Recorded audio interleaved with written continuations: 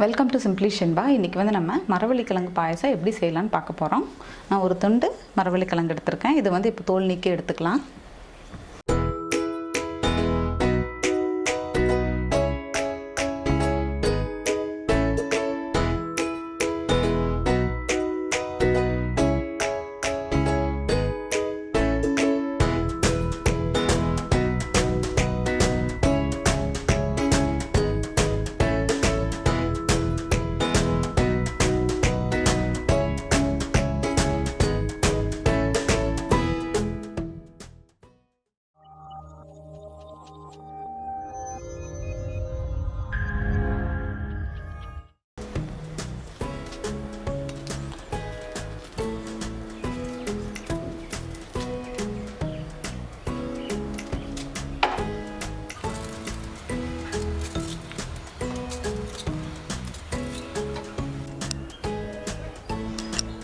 தோலெல்லாம் சீவி எடுத்தாச்சு. இதை வந்து நம்ம பொடியாக கட் பண்ணிவிட்டு ஜாரில் போட்டு அரைச்சி எடுத்துக்கலாம்.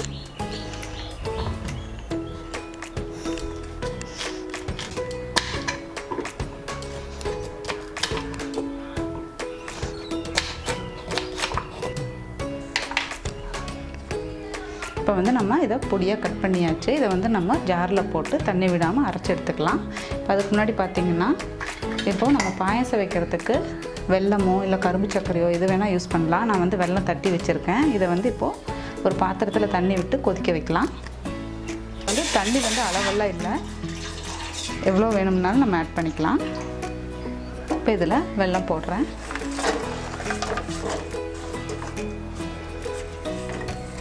இது நல்லா கொதிக்கட்டும். அதுக்குள்ளே வந்து நம்ம மரவள்ளி கிழங்கை ஜாரில் போட்டு அரைச்சி எடுத்துக்கலாம்.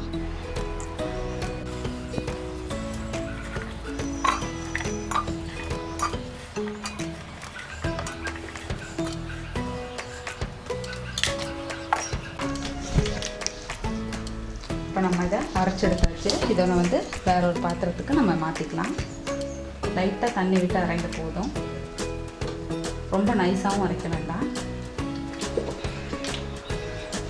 தேங்காய் எடுத்து வச்சுருக்க ஒரு அரை மூடி, இதையும் வந்து நம்ம ஜாரில் போட்டு அரைச்சி தேங்காய் பால் எடுத்து வச்சுக்கலாம்.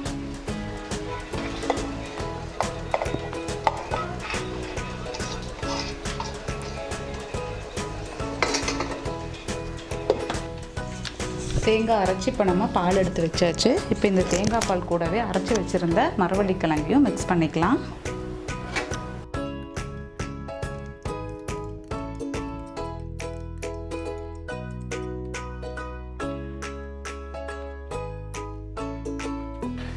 வெல்லம் வந்து தண்ணியில் போட்டு கொதிக்க வச்சுருந்தோம், அதுவும் ரெடி ஆகிடுச்சு.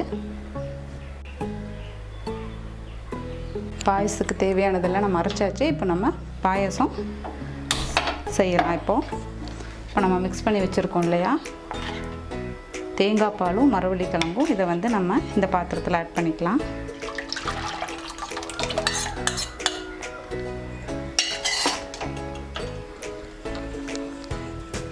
கொஞ்சம் சூடாகட்டும், கொதிக்கட்டும்.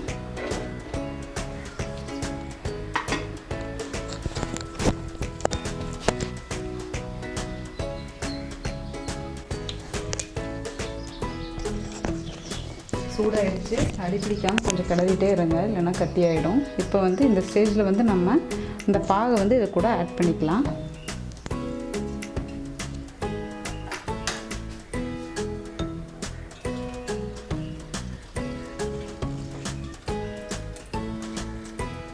குப்பை ஏதாவது இருக்கும், நான் ஃபில்டர் பண்ணியிருக்கேன்.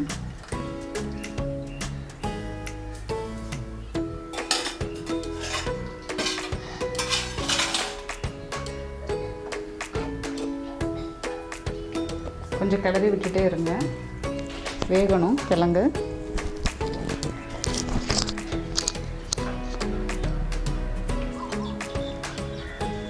பாயசம் வந்து ரெடி ஆகிட்டுருக்கு. இப்போ வந்து நம்ம இதில் கொஞ்சம் வேற ஒரு பாத்திரத்தில் நெய் விட்டுக்கலாம். இந்த நெய்லேயே கொஞ்சம் தேங்காய் கட் பண்ணி வச்சுருக்கேன்.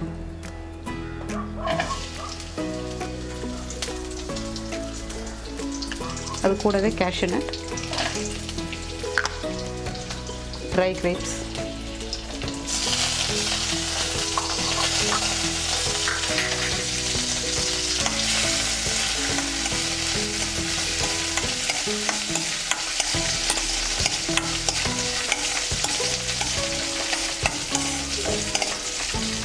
இதை நம்ம இப்படியே ஃப்ரை பண்ணிவிட்டு இந்த நெய்யோட பாயசத்தில் ஆட் பண்ணிக்கலாம்.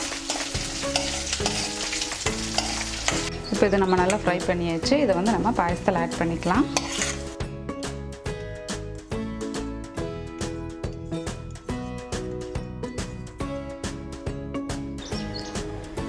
இப்போ இது கூடவே வந்து நம்ம கொஞ்சம் ஏலக்காய் தட்டி வச்சுருக்கேன், அதையும் ஆட் பண்ணிக்கலாம்.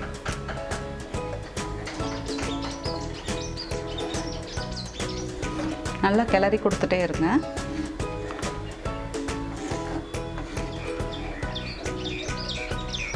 இன்னும் கொஞ்சம் நேரம் வேகட்டும்.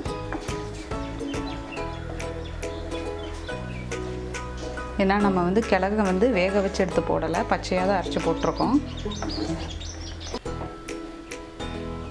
இது கொஞ்சம் நல்லா வேகட்டும். நம்ம வந்து மூடி வச்சிடலாம். அப்பப்போ ஓப்பன் பண்ணி கிண்டி விட்டுக்கோங்க.